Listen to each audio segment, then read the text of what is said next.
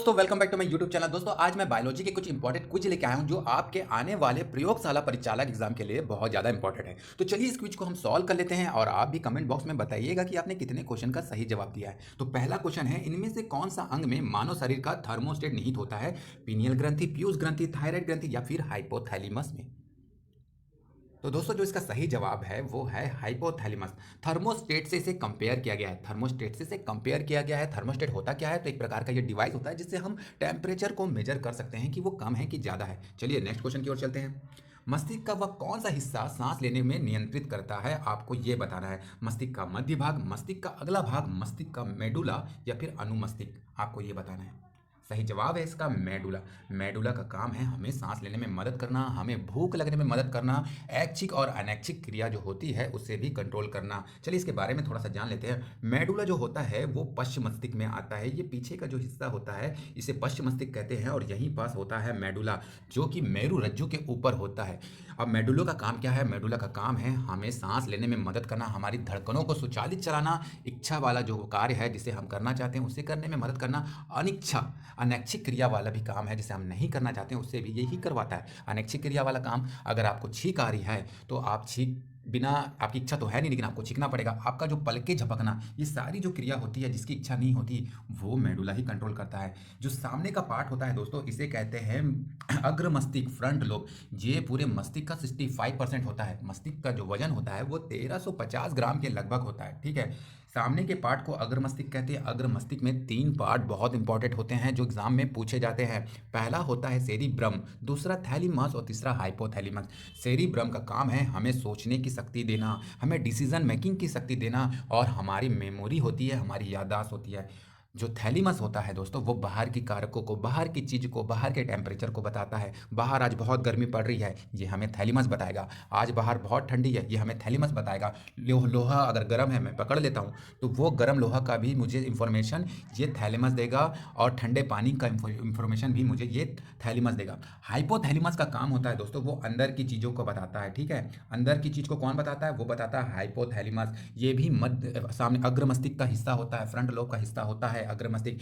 इससे हमारे जो अंदर में होने वाली गतिविधियां हैं, जैसे कि मुझे बुखार है, मेरा टेम्परेचर डाउन हो गया, मुझे ठंड लग रही है, मुझे बहुत गर्मी लग रही है, मुझे थकान महसूस हो रही है, मुझे दर्द महसूस हो रहा है, ये सारा जो चीज़ का इंफॉर्मेशन कौन देगा? वो हाइपोथैलेमस देगा।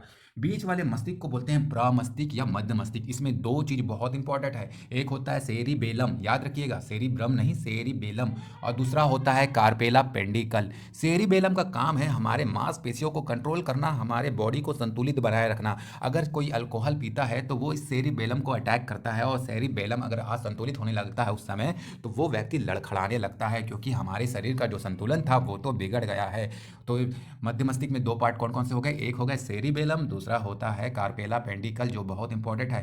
कार्पेला पेंडिकल का काम होता है दोस्तों हमें देखने और सुनने की शक्ति को प्रदान करना, जो कि मध्य मस्तिष्क में होता है। भले हमारे आंख में कोई चोट ना लगा हो या हमारे कान में कोई चोट लगा ना हो, लेकिन अगर कार्पेला पेंडिकल मध्य मस्तिष्क में लग गया तो वहां से हमें देखने और सुनने की शक्ति नहीं मिलेगी। समझ गए? ये बहुत इंपॉर्टेंट है कार्पेला पेंडिकल, ठीक है। अब चलिए नेक्स्ट क्वेश्चन की ओर चलते हैं, लेकिन उससे पहले हम ये जान लेते हैं कि जो मस्तिष्क है वो जो हड्डियों से मिलकर बनता है उसे कहते क्या है। तो इस पूरे हड्डी को हम बोलते हैं क्रेमियम हड्डी, ठीक है। ये जो हड्डी से मिलकर होता है ये 8 हड्डियों से मिलकर बनता है। स्पेशल टाइप की हड्डी है क्रेमियम। और इस क्रेमियम हड्डी के किनारे किनारे होती है झिल्ली। झिल्ली होती है दोस्तों, झिल्ली, जिसे कहते हैं ड्यूरामीटर, एराकाइन और पैरामीटर। ये 3 तो झिल्ली होती है। आपने कभी मार्केट गए होंगे सब्जी लेने के लिए तो आपने झिल्ली लिया है ना, पन्नी जैसा जो चीज़ होता है जिसमें टमाटर रहता है और बाकी सब्जी को डाल के लाते हैं। तो 3 प्रकार की झिल्ली से आपने लाया है। कौन कौन सा? एराकाइन, पैरामीटर, ड्यूरामीटर। सबसे ऊपर की झिल्ली को ड्यूरामीटर, फिर उसके बाद एराकाइन, फिर पैरामीटर होता है। उसके बाद आपको लिक्विड मिलेगा जो आपके ब्रेन को ठंडा शांत रखता है, संतुलित बनाए रखता है और बाहरी आघातों से भी बचाता है। उसके बाद आपको फिर ब्रेन मिलेगा, ठीक है। चलिए नेक्स्ट क्वेश्चन की ओर चलते हैं। मानव मस्तिष्क में निम्नलिखित भागों में से कौन सा एक निगरण और उल्टी का केंद्र है? ठीक है। ऐसा पूछा जा रहा है कि ऐसा कौन सा भाग है मानव मस्तिष्क का जो आपको उल्टी कराने में मदद करता है? अनुमस्तिष्क होता है या फिर प्रमस्तिष्क होता है या फिर मेडुला ऑब्लिगेंटा होता है या फिर पॉन्स होता है? जल्दी बताइए।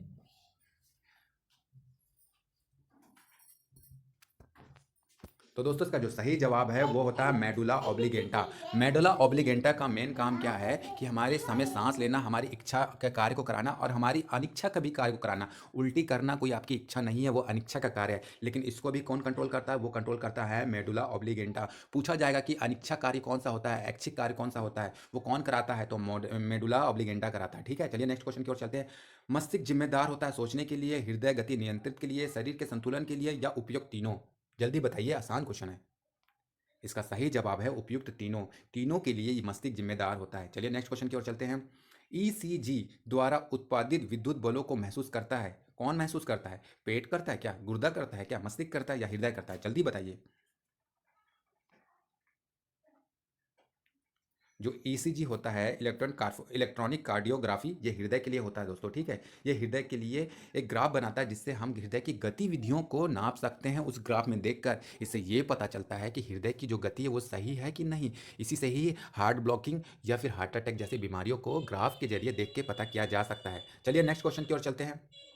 मनुष्यों में अनैच्छिक क्रिया जैसे रक्त का दबाव, लार, उल्टी को इसके द्वारा नियंत्रित किया जाता है। बताइए आप, किसके द्वारा नियंत्रित किया जाता है? ये आपको पढ़ाया गया है। मेडुला के द्वारा, स्पाइनल कॉर्ड के द्वारा, पोन्स के द्वारा, या फिर हाइपोथैलेमस के द्वारा? जल्दी बताइए।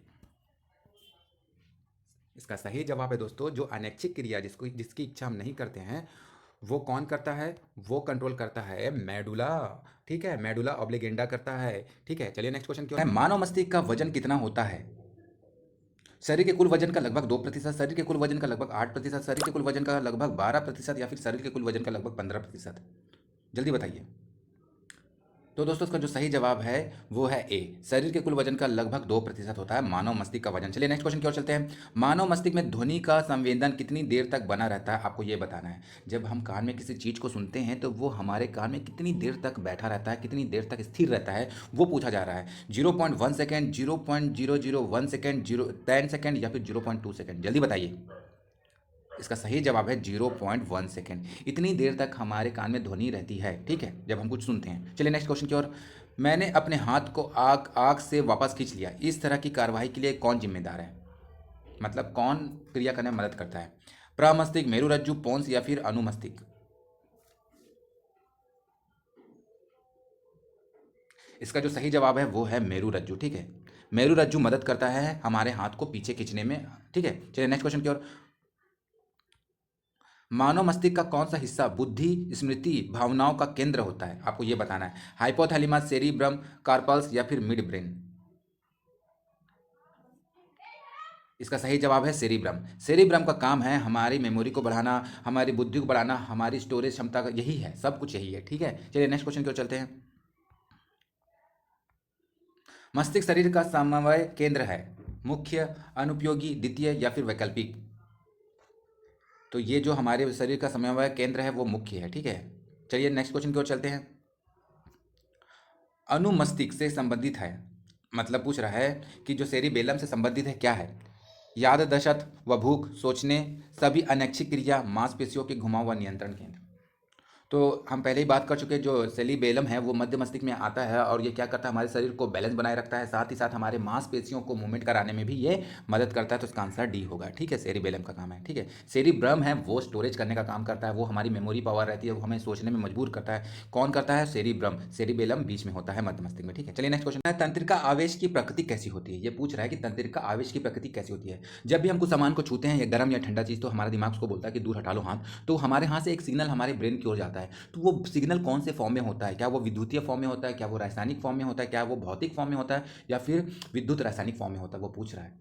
ठीक है, तो उसका जो सही जवाब है वो है विद्युत रासायनिक फॉर्म में होता है। हमारा जो नर्वस सेल होता है, जो नर्वस सेल होता है ना, उस एक सेल के ऊपर में सोडियम और पोटेशियम की लेयर होती है जो पॉजिटिव चार्ज होता है, और सेल के अंदर में नेगेटिव चार्ज क्लोरीन होता है। ठीक है, थोड़ी मात्रा में। जब भी हम कुछ मतलब टच करते हैं, या हमारा जो ब्रेन है वो उसे हटाने में मदद करता है, तो वो सिग्नल क्या करता है, वो रासायनिक फॉर्म से विद्युतीय रासायनिक फॉर्म में जनरेट होने लगता है, इम्पल्स के फॉर्म में। और वो इम्पल्स हमारे ब्रेन में एक सेल से दूसरे सेल, दूसरे सेल से तीसरे सेल होता हुआ हमारे दिमाग तक पहुंचता है।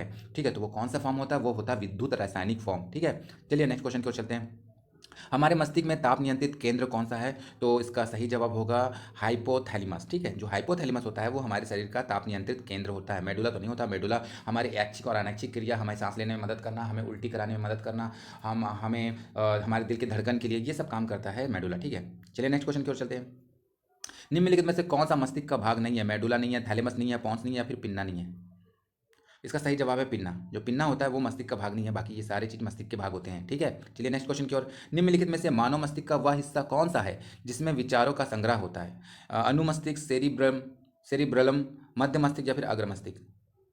तो इसका जो सही जवाब है वो है अग्र मस्तिष्क। अग्र मस्तिष्क में ही सेरिब्रम आता है। ठीक है, सेरिब्रलम जो होता है वो मध्य मस्तिष्क में होता है, शरीर के संतुलन बनाने में मदद करता है और मांसपेशी के घुमाव के लिए ये जिम्मेदार होता है। लेकिन जो अग्र मस्तिष्क में आता है सेरिबेलम, थैलेमस और हाइपोथैलेमस। तो जो सेरिब्रम होता है वो हमारे जो विचारों को संग्रहित करने में मदद करता है और कहाँ आता है? वो अग्र मस्तिष्क में आता है। ठीक है, चलिए नेक्स्ट क्वेश्चन की ओर चलते हैं कि मानव शरीर की सबसे छोटी हड्डी कौन सी है? आपको ये बताना है मानव शरीर की सबसे छोटी हड्डी कौन सी है। ठीक है, अंशपेशी, स्टेपिज, टिबियलिस, या फिर हृदय?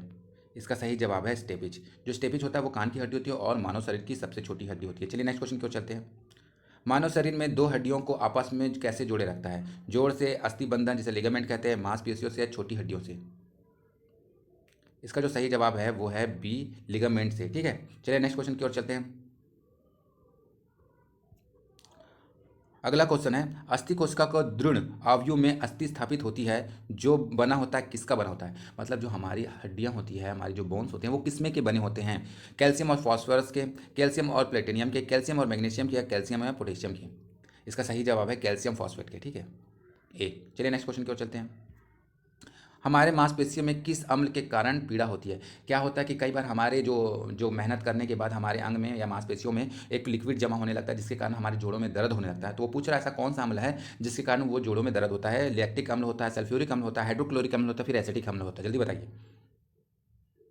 इसका जो सही जवाब है वो है ए, लैक्टिक अम्ल। जो लैक्टिक अम्ल जमा हो जाता है हमारे जोड़ों में उसके कारण हमें दर्द होना शुरू हो जाता है। ठीक है दोस्तों, ये वीडियो को यहीं खत्म करते हैं। नेक्स्ट में दूसरे टॉपिक में वीडियो लेके आऊँगा। तब तक के लिए आप मेरे चैनल को सब्सक्राइब कर लीजिए। वीडियो अच्छा लगा तो वीडियो को लाइक कर लीजिए। Thank you for watching.